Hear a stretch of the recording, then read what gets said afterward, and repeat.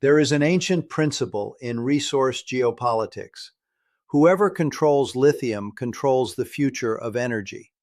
For 67 years, since 1958, the United States maintained military and intelligence presence in Bolivia to ensure that South America's most strategic resources remained under Western influence.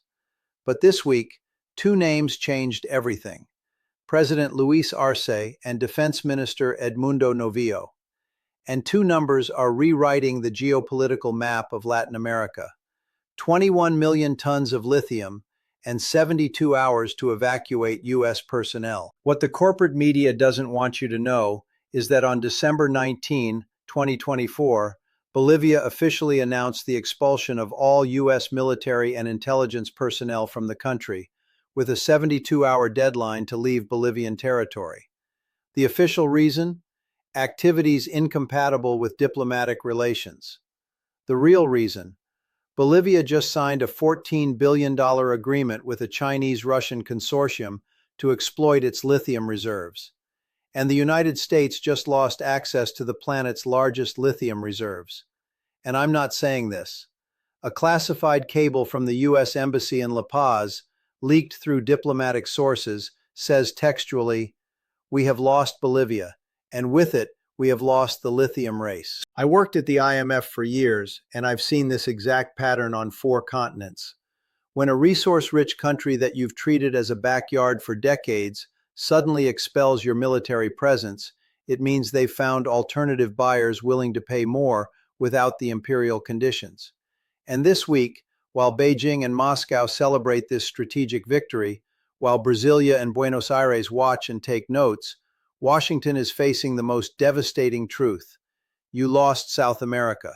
Not militarily, economically. You can't declare war on your own banker when that banker just offered $14 billion for resources you wanted to control while paying crumbs. The transition has already happened. The world just hasn't realized it yet. Let me take you through exactly how the United States lost Bolivia, and with it, control over the most critical resource of the 21st century. Because this didn't start this week. It began in 1952, when Washington decided that Latin America was permanent property. In 1952, the Bolivian National Revolution nationalized tin mines, previously controlled by 3 families backed by U.S. capital. The United States responded with economic pressure, threats, and finally in 1964, support for a military coup that installed a dictatorship favorable to U.S. interests. It was the classic pattern. If you choose economic nationalism, we overthrow you. Over the next 60 years, Bolivia experienced 17 coup attempts, most with U.S. fingerprints. The most famous, the 2019 coup against Evo Morales, right after he announced plans to exploit lithium with Chinese partners instead of Western corporations. Morales was forced into exile. Janine Áñez's interim government immediately canceled Chinese contracts. But here's the problem. You can't change geography. Bolivia has 21% of the world's lithium reserves, 21 million tons in the Salar de Uyuni, and global lithium demand is exploding. Batteries for electric vehicles, renewable energy storage, electronics. Projections indicate lithium demand will increase 500% by 2030. Whoever controls Bolivian lithium controls the global battery industry, and the United States just lost it. Between 2006 and 2024, the United States provided Bolivia with approximately $3.2 billion in total assistance. Sounds generous until you break it down. $1.8 billion in counter-narcotics aid, code for military and intelligence presence. $890 million in development aid conditioned on free market reforms, code for resource privatization. Only $510 million in actual humanitarian assistance. So the United States spent $3.2 billion over 18 years, mainly to maintain intelligence presence and pressure privatization. Average, $178 million annually. China and Russia just offered $14 billion. $14 billion in a single deal for exclusive rights to exploit lithium for 25 years. That's 78 times more than the US annual average. And here's the critical part. The Chinese-Russian deal has no conditions on internal governance. It doesn't demand privatization. It doesn't require democratic reforms. It just says, we invest, extract lithium, you receive royalties and jobs.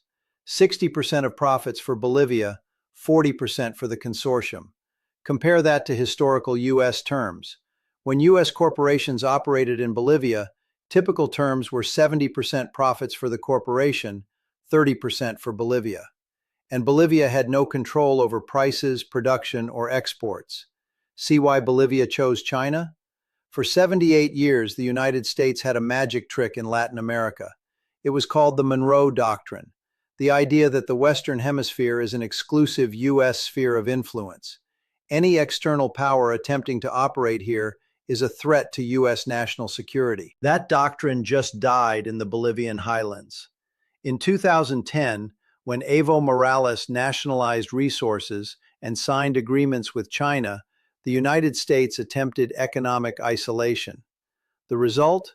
The Bolivian economy grew 4.9% annually between 2010 and 2019, one of the highest rates in South America, because Chinese trade completely compensated for US pressure. In 2019, when they overthrew Morales, they thought they had corrected the problem. Áñez's interim government lasted 11 months before Morales's movement toward socialism returned to power in elections. Luis Arce, Morales's former economy minister, won with 55% of the vote. The message was clear. The Bolivian people chose resource nationalism over alignment with Washington, democratically, unequivocally. And Arce learned from Morales's mistakes. Instead of simply announcing an agreement with China, he first secured Russian backing. Moscow provides expertise in lithium mining and processing. China provides financing and market access. Bolivia provides resources. It's a perfect triangular alliance designed specifically to exclude US influence. On December 15, 2024, Arce flew to Beijing, private meeting with Xi Jinping. The next day he flew to Moscow, meeting with senior Russian officials. On December 17th, joint announcement. Chinese-Russian consortium will invest $14 billion in Bolivian lithium exploitation. On December 18th, Bolivia notified the U.S. Embassy. All military personnel must leave within 72 hours. The timing wasn't coincidence. Arce waited until he had a guaranteed alternative before expelling U.S. presence. Because he knew Washington would attempt sanctions, pressure, possibly destabilization.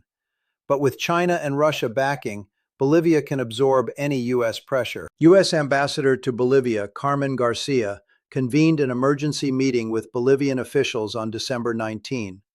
According to leaked sources, she offered to double U.S. aid to $350 million annually and market access for Bolivian products. Arce refused. Because $350 million annually for 25 years is $8.75 billion. The Chinese-Russian deal is $14 billion, and the United States had a track record of withdrawing aid when Bolivia didn't meet political conditions. China and Russia don't have that track record. They pay what they promise, without political conditions. Secretary of State Antony Blinken issued a statement on December 20, condemning foreign interference by China and Russia in the Western Hemisphere. The irony was so thick you could cut it. The United States, which has militarily intervened in Latin America 56 documented times since 1898, accusing others of interference. But empty rhetoric doesn't change mathematics. Bolivia made a rational calculation and chose the better offer. And now we're facing complete collapse of the U.S. hegemonic architecture in South America. Because the loss of Bolivia isn't isolated, it's a pattern. Brazil, under Lula, is reopening relations with Cuba and Venezuela against U.S. objections. Argentina is considering joining BRICS. Chile nationalized lithium in 2023. Peru is renegotiating terms with U.S. mining corporations. Colombia suspended U.S.-backed coca fumigation. The entire region is simultaneously asserting sovereignty and seeking alternatives to U.S. domination. Now, I want to mention John Mearsheimer here, professor of political science at the University of Chicago. Mearsheimer has argued extensively about what he calls offshore balancing, the idea that distant powers eventually lose influence in regions when a rival power can offer comparable benefits without geographic costs. His analysis of Latin America is prophetic. He wrote in 2018, "When China can offer Latin America investment capital comparable to U.S. flows without demanding political conditions, U.S. influence will collapse rapidly. Because for Latin American states, U.S. presence has always been transactional, not ideological." Bolivia just proved that theory. Kenneth Waltz argued that in an anarchic international system, small states balance against threatening powers by allying with rivals of that power. Bolivia is doing exactly that, balancing against U.S. hegemony by aligning with China and Russia. And the economic evidence is overwhelming.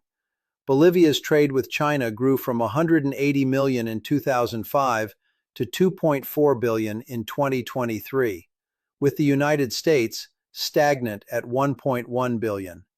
China is now Bolivia's second largest trading partner after Brazil. Chinese foreign direct investment in Bolivia, 4.8 billion accumulated between 2010 to 2023. US, 1.2 billion. China invests 4 times more. And here's the multiplier factor. Bolivian lithium isn't just about batteries. It's about complete supply chains. China is building lithium processing plants in Bolivia, battery factories, research facilities, the entire value-added ecosystem.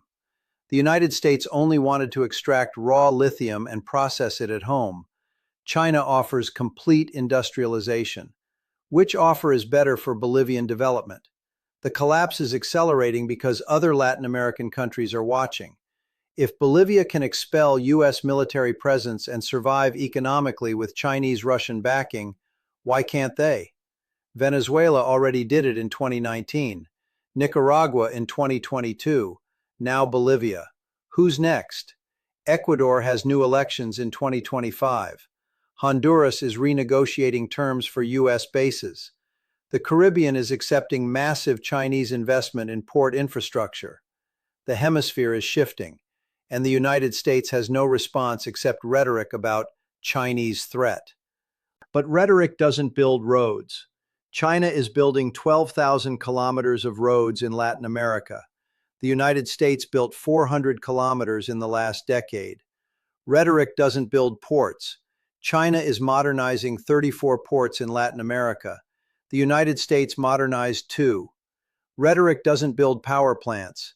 China is financing 47 renewable energy projects in the region. The United States financed 8. China is winning because it's building. The United States is losing because it's only talking. And Bolivian lithium is globally critical. Without access to those reserves, the United States will depend on Chinese imports of processed lithium, because China will control extraction, processing, and battery manufacturing, complete vertical control. This means U.S. electric vehicles will depend on a supply chain controlled by China. Renewable energy storage will depend on Chinese batteries. The U.S. energy transition will depend on resources China controls. It's strategic dependence of the kind the United States spent 75 years avoiding. The Pentagon classified lithium as a critical mineral for national security in 2022. 2 years later, they just lost access to 21% of global supply. It's a strategic failure of historic magnitude. Are you enjoying the analysis so far? If this type of deep geopolitical analysis based on real facts and concrete numbers is valuable to you, hit the subscribe button below. This channel is exclusively dedicated to revealing power dynamics that corporate media cannot report because it contradicts narratives their government sponsors demand they maintain. Join thousands who are waking up to the reality that the U.S. order in Latin America is collapsing in real time. And if this analysis is showing you connections you never saw in traditional news, hit the like button. It helps the algorithm show this to more people who need to understand these realities. And let me know in the comments, where are you watching this from? We're building a global community of people committed to truth about power dynamics.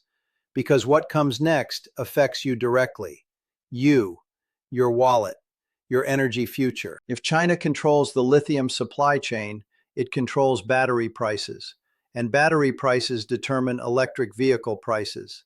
That $45,000 Tesla could cost $65,000 if China decides to increase battery prices by 30%. There's no short-term alternative. And it's not just cars, it's residential energy storage. Those $12,000 Tesla Powerwall batteries could cost $18,000. Backup systems for data centers, hospitals, critical infrastructure, everything depends on lithium batteries. Chinese control over Bolivian lithium means they can manipulate global energy prices. They can favor their own industries with cheap lithium while charging premium prices to the West. It's exactly what OPEC did with oil in the 70s. Except this time, the United States has no strategic alternative because they already lost the race. And commercially, losing Bolivia means losing the gateway to South American markets. Bolivia is landlocked but connects Brazil, Argentina, Chile, Peru, Paraguay. Control over Bolivia means influence over regional trade. China now has that influence. The United States lost it. For U.S. consumers, this means higher energy prices, less control over the clean energy transition, and strategic dependence on their main geopolitical adversary. For U.S. workers, it means battery manufacturing jobs will go to China because they control the complete supply chain from extraction to final product. For U.S. taxpayers, it means the government will try to subsidize domestic battery production, which will cost tens of billions, money that will come out of the federal budget. But there's a broader perspective. A world where resource-rich countries can freely choose better terms is fairer than a world where a superpower dictated extractive terms. Bolivia is receiving 60% of profits under Chinese terms versus 30% under historical U.S. terms. That's real progress for the Bolivian people. More royalties mean more schools, hospitals, infrastructure. The fact that it's bad for U.S. hegemony doesn't mean it's bad for Bolivians. And for the international system, multipolarity where strategic resources aren't monopolized by one power could create competition that benefits developing countries. If China offers better terms than the United States will have to improve its offers. Competition benefits the weak.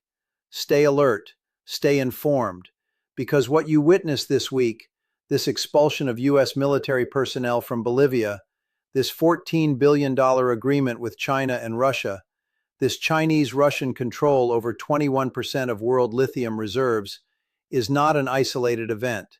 It's a tipping point. A tipping point where Latin America stops being a U.S. backyard and becomes a battlefield of competition between great powers. A point where Latin American countries have real options for the first time in a century. The United States remains powerful, but it cannot compete with China on infrastructure, investment, and generous terms when it insists on maintaining political conditions that Latin American countries reject. And Bolivia just demonstrated that expelling U.S. military presence doesn't result in economic collapse or devastating punishment. It results in a $14 billion deal with alternative powers. You're witnessing how hemispheric hegemony ends, not with invasion, but with expulsion. Not with war, but with a better economic offer. The transition has already happened. The world just hasn't realized it yet.